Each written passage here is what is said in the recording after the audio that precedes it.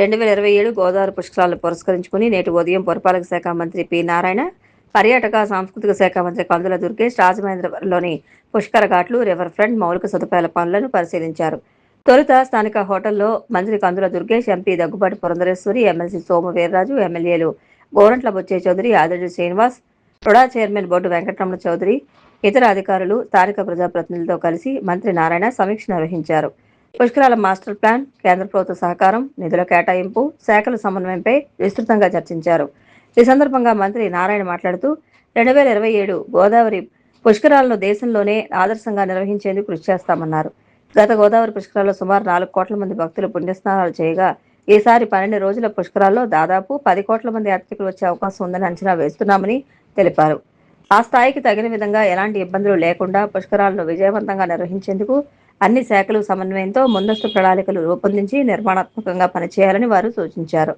ఏడాది ముందే పుష్కరాల నిర్వహణపై వ్యూహాత్మకంగా వ్యవహరిస్తూ గోదావరి తీరాన ఆధ్యాత్మిక వైభవానికి కూటమి ప్రభుత్వం సమగ్ర కార్యాచరణ సిద్ధం చేస్తోందన్నారు. గోదావరి తీరాన ఉన్న 6 జిల్లాల్లో భక్తులకు అత్యున్నత సౌకర్యాలు, భద్రత, పారిశుధ్యం, మౌలిక వసతులపై ప్రత్యేక దృష్టి పెట్టినట్లు తెలిపారు. రాజమహేంద్రవరం నగరంలో మౌలిక వసతుల అభివృద్ధి కోసం 585 కోట్లను కేటాయించినట్లు వెల్లడించారు. ఈ నిధులతో ప్రధాన రహదారులు, డ్రైనేజ్, సివరేజ్, తాగునీటి సరఫరా, పారిశుధ్య వ్యవస్థలను ఆధునీకరిస్తామని తెలిపారు. మంత్రి కందుల దుర్గేష్ మాట్లాడుతూ ముఖ్యమంత్రి చంద్రబాబు నాయుడు, ఉప ముఖ్యమంత్రి పవన్ కళ్యాణ్ మార్గదర్శకత్వంలో పుష్కరాలు జరిగే 6 జిల్లాల్లో భారీ ఏర్పాట్లు చేస్తున్నామని తెలిపారు. గతంలో జరిగిన లోపాలు పునరావృతం కాకుండా కట్టుదిట్టమైన భద్రతా ప్రమాణాలతో కార్యాచరణ రూపొందించామని చెప్పారు. అఖండ గోదావరి పర్యాటక ప్రాజెక్టు ద్వారా గోదావరి పరివాహక ప్రాంతాన్ని అభివృద్ధి చేస్తున్నామని, రాజమహేంద్రవరం ఘాట్ల అభివృద్ధి పనులు వేగంగా జరుగుతున్నాయని తెలిపారు. దూర ప్రాంతాల నుంచి వచ్చే భక్తుల కోసం ప్రత్యేకంగా హోమ్ స్టేలు, టెంట్ సిటీలు ఏర్పాటు చేయనున్నట్లు చెప్పారు. టెంపుల్ టూరిజంతో పాటు అన్ని రకాల పర్యాటక రంగాలను అభివృద్ధి చేస్తామని వెల్లడించారు. ఉప ముఖ్యమంత్రి పవన్ కళ్యాణ్ చొరవతో కాలుష్య నియంత్రణ మండలి ద్వారా 100 కోట్ల నిధులు మంజూరయ్యాయని, తన చొరవతో 100 కోట్ల వ్యయంతో అఖండ గోదావరి పనులు జరుగుతున్నాయని చెప్పారు. అదేవిధంగా విద్యుత్ పనులకు 50 కోట్లు, రివర్ ఫ్రంట్కు 22 కోట్లు, అమృత్ 2.0 కింద 95 కోట్లు, ఖేలో ఇండియా పథకం కింద 14 కోట్లు కేటాయించినట్లు వివరించారు. గోదావరి జిల్లాల ప్రజల ఆధ్యాత్మిక భావనలు గౌరవిస్తూ ఈ పుష్కరాలను ప్రభుత్వం అంగరంగ వైభవంగా నిర్వహిస్తుందని తెలిపారు.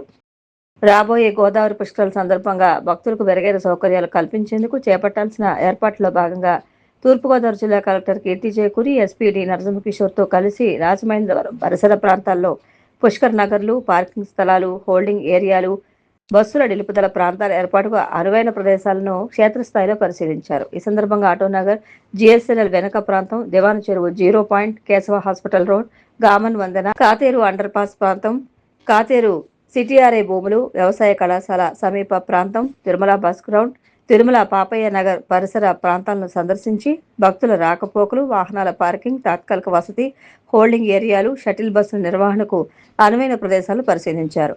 జాయింట్ కలెక్టర్ వై మేఘస్వరూప్, నగరపాలక సంస్థ కమిషనర్ రాహుల్ మీనా, అదనపు ఎస్పీ పాటిల్ దేవరాజ్, మనీష్ తదితరులు పాల్గొన్నారు. ముఖ్యమంత్రి చంద్రబాబు నాయుడు ఈ నెల 13 రాజమహేంద్రవరంలో పర్యటించనున్నారు. ఇందుకు సంబంధించిన ఏర్పాట్లను జిల్లా కలెక్టర్ కీర్తి చేకూరి ఆధ్వర్యంలో జిల్లా ఉన్నత స్థాయి అధికారుల బృందం పరిశీలించింది.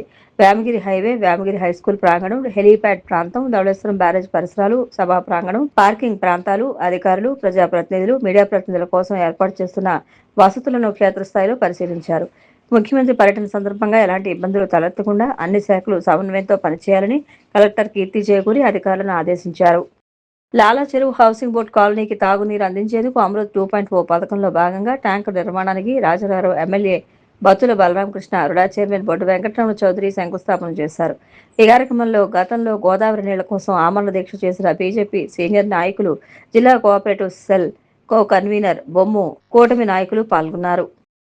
ప్రతిష్టాత్మక ది రాజమండ్రి ప్రెస్ క్లబ్ ఎన్నికలు కోలాహలంగా జరిగాయి. 3 ప్యానెళ్లు ఈ ఎన్నికల్లో పోటీ పడగా ఓటర్లైన విలేకరులు, మీడియా ప్రతినిధులు పరిణితి ప్రదర్శించి ఓట్లు వేయడంతో మిశ్రమ ఫలితాలు వెలువడ్డాయి. ఫలితాలను నిన్న రాత్రి ప్రకటించారు. అధ్యక్షుడిగా మోత బాల విజయసారథి, కార్యదర్శిగా గండ్రోతు వేణుగోపాలస్వామి అలియాస్ గోపి, ఉపాధ్యక్షులుగా పిఎస్ గంగాధర్, కొత్తపల్లి దుర్గాప్రసాద్, సంయుక్త కార్యదర్శులుగా సోమబత్తుల కృపానందం, కేవీఎన్ వరప్రసాద్, కోశాధికారిగా శ్రీపాద పురుషోత్తమ కుమార్ ఎన్నికయ్యారు. ఆకుల ఈశ్వర్, కొట్టే మధు, ఆర్వీవి సత్యనారాయణ, పి చంటిబాబు, పాలపత్రి శ్రీనివాస్, గరగ ప్రసాద్, జేవి గోపాలకృష్ణ కార్యవర్గ సభ్యులుగా ఎన్నికయ్యారు. ప్రెస్ క్లబ్ నూతన కార్యవర్గాన్ని పంతం సత్యనారాయణ చారిటబుల్ ట్రస్ట్ చైర్మన్ పంతం కొండలరావు, సిసిసి, బీసీఎన్ యాజమాన్యం అభినందించారు.